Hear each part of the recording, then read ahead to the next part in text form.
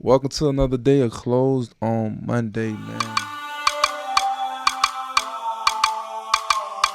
Uh, yeah. The name's Mon Skelton, serial entrepreneur, real estate investor laying bricks from the floor. Got methods to help you manage life from its core, with stocks and cryptos, closing deals like a door. Chasing your dream, reaching regions abroad, closing deals and everything you've wanted before. Long as you know what you doing it for. This is Closed on Mondays, we settle the score. We got something special for you guys, man. I'm trying to drop it, man. Drop these videos. Keep going crazy, right? And get my little content up, man. But yeah, man. So just want to tell a quick story.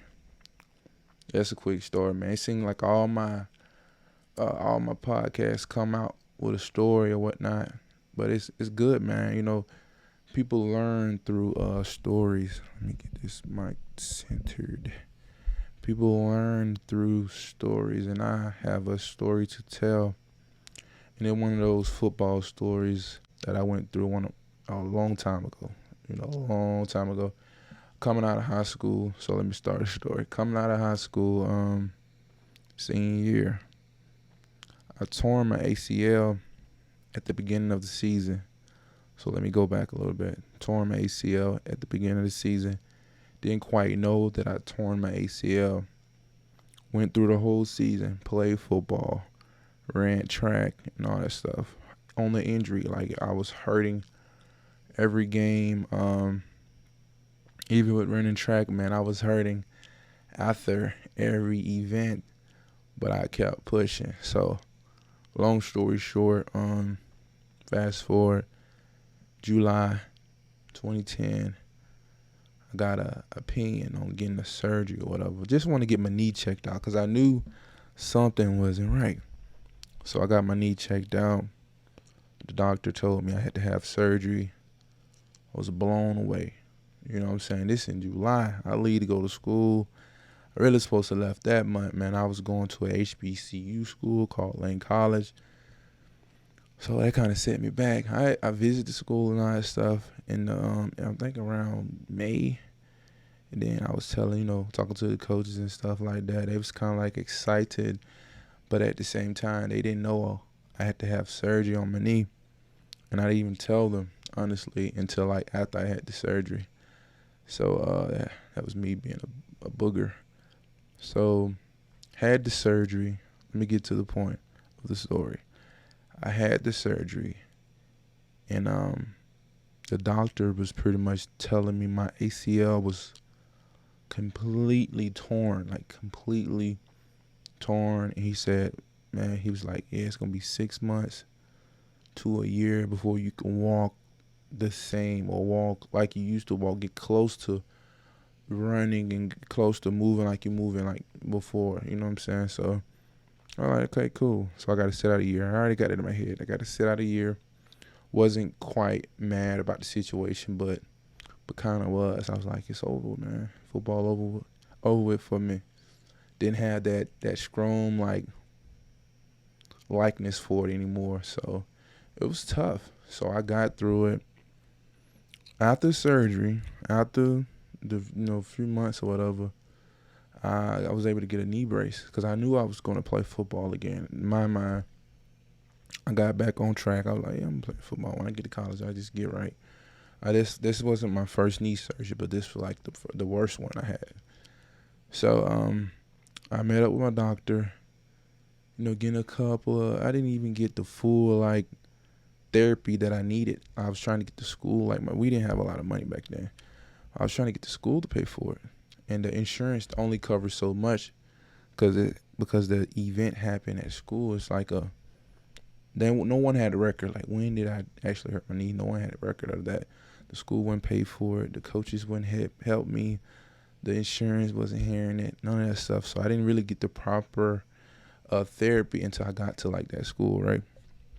So the doctor was pretty much telling me, he going over my knee, going over the surgery and all that stuff. Just like month 4, you do your follow-ups, your checkups and stuff.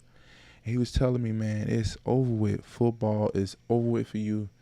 you pretty much got a 50% chance of playing football again. I'm like, what? And I'm like I'm a senior, not a senior, man. I'm in college at this point, but it was like over with, man. So I might have, the dates might be off a little bit. I'm not gonna tell you no lie. The dates might be off.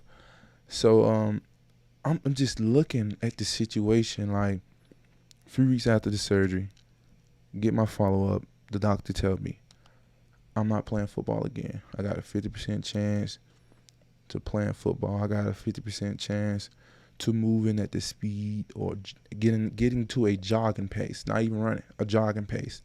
Got a 50% chance. A lot of people do not come out or come back from this type of injury, man. And it pushed me in a hole, man, like a dark spot, a dark place. And I had the mindset like, dang, I'm not playing football anymore. I don't even know why I'm going to school. But I went anyway, and I spoke with the trainers. The coaches was kind of cool, man. I went on a full scholarship. They didn't really care. So, but coaches was cool with the situation. The trainers was okay and everything. So they worked with me, man. I gave them my paperwork I needed to get, to start my physical therapy sessions. They worked with me for about, I want to say, at least 4 or 5 months until my going crazy, right? And once I got to a healing point, I was on 2 crutches for 3 months at school. First time ever been in college. Came to college on crutches. Then I ended up on 1 crutch after a few months. My last month or 2, I was like on 1 crutch. I was bucking, right?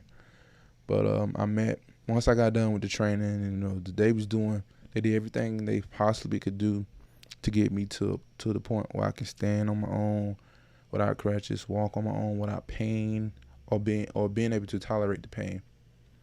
Then I met this one guy. Don't remember his name, but he was a coach at Lane College, and he pretty much, I had a class. I think he was teaching there. I had a class. He was like, "I'm gonna take over your therapy sessions." I'm like, all right. So he was a coach and stuff, and he was telling me. I kept it 100 with him for some reason. I just said, "Hey, I'm gonna be honest with you, man. I don't even think I'm gonna be able to play." Then he like, "Why you say that?" I said, "The doctor told me that." And then he was like, "What did the doctor say?" I was like, "Yeah, the doctor pretty much said you got a 50% chance of ever playing football or any other sport like this again." And I was like, "Oh, so 50% chance." I just thought it was over, honestly. So once I told him I had a 50% chance of ever playing football, then at that point I'm walking, but I didn't even feel 100% healthy on my knee. He pretty much pushed me, right? And he was telling me every day, he said, "The doctor gave you 50%, the other 50 on you." So I'm like, whoa. So the doctor gave me 50% to play football again, and the other 50% was on me. He said, and it's crazy, and I'm just going to talk how he was talking. He was like, he gave you half of it, so why you know what I'm saying? Why you acting the way you acting? He gave you half of it, bring the other 50 when you come back tomorrow. So I'm like, oh, okay, I got me a trainer now. So at that point, I guess that's how I got into the training atmosphere. So he was telling me that every day. He's like, where your 50%? And I got it, but I know I ain't have it, man. I got it. And like, all right, let's train, let's work. So we doing stuff, man. I'm telling myself, I don't think I should be doing these exercises. My knee hurting. I'm feeling the pain. I'm feeling the tension. This, that, and the third. But it wasn't no crazy, vigorous exercise. It was just a little tense pain, man. Just like, enough to tolerate. But every day, I can remember him saying, "Where's your 50%? The doctor gave you the other 50. So where's yours? Like, bring your 50 every day. Every day, bring your 50. We're gonna make it 100%." So he trained me for about a good 6 to 8 weeks and stuff, man. And he got me right mentally. He got me right. That's what it's all about. He got my mental point right, because I already had shot the doors on myself before I even gave myself a chance, before I even failed and said, "Oh yeah, the doctor was right." I gave myself, you know what I'm saying, man. I gave myself 100%. The doctor already gave me the 50. I brought the 100 for real. So once I got to a point, I was able to run and stuff. I got to a point. My mind was sharp. My mind was tight. I was working out crazy. I was running like I was supposed to. I was in the best shape possible, coming off an injury. And then I made up my mind. This is the sad part. I made up my mind that I wanted to leave that school because I knew I knew I had what it takes to make that team. It was a smaller school, so I like, man, but he done so much for me, and I felt so bad. I like, cause you know when a coach pour into you like that, you don't really want to leave that coach. So I felt like I let him down by transferring out, but I just had to go. I didn't feel comfortable. It wasn't him, and it wasn't him at all. It was the school. It was the situation. It was the environment. I just felt like it wasn't right for me. So I got out that school, and that's another story. But I really do appreciate that coach, man. God placed something in my heart to go over a hill that I thought I couldn't go over. And I just remember every day, and I think about this when I'm working and stuff. I feel like God gonna give you 50%. You know what I'm saying? You got to bring the other 50. You got to bring the other 50. You got to bring your part, your portion to the table. So when I feel that, and that brought so much energy to me, cause man, I tell you, man, I didn't have the willpower to get up and keep going, not on my own, man. And I didn't even know how strong of a mindset that you gotta have to conquer things, to go over things. I was still young. I was fresh out of high school. But once I figured out, I was able to figure out myself. I was able to figure out my abilities, because he got me up to speed, man, while I was running. Full speed without the pain. If I had the pain, I didn't feel it, man. I don't know if it was my adrenaline running or what, but I was fearless, and I was crazy. And I transferred to Jacksonville State University. Tried out and got cut. Again, another person telling me I can't do it because I'm hurt. Man, I'm in my head. I can hear. I'm hearing Unc talk to me. I'm at another school. He's still coaching me. He don't even know this, but I'm hearing this every day. Oh man, the doctor gave you 50%. You know what I'm saying? Bring yours. Bring your 50. Whatever, however. And I gave it my all. And once I got on the team, of course, I played and all that stuff. It was over with, man. The rest was history. But that's a long story, man. And I hate I dragged it out that long, so I might have to chop it up a little bit. I don't even edit my videos. I try not to edit my videos, but man, the message was to bring your 50%, because God or the higher power, whoever you believe in, is gonna bring the other 50, man. You just gotta meet them halfway. And with the biggest thing people say, prayer is not anything without work. You gotta work for what you pray for. You can't just pray for something and lay back down, man. It don't work like that. Trust me, I tried it. It don't work like that. Sometimes you get lucky, but I ain't chasing luck. I'm chasing progress, man. I'm chasing the other 50. I'm bringing my 50 to the table. God gonna bring his. He already there. But that's a message for the day, man. I wasn't trying to pipe y'all up or motivate you guys. I was just trying to install something in your brain mentally, man. Just bring your 50%. Give it a whole 100, man. Sometimes you gotta give it a whole 100.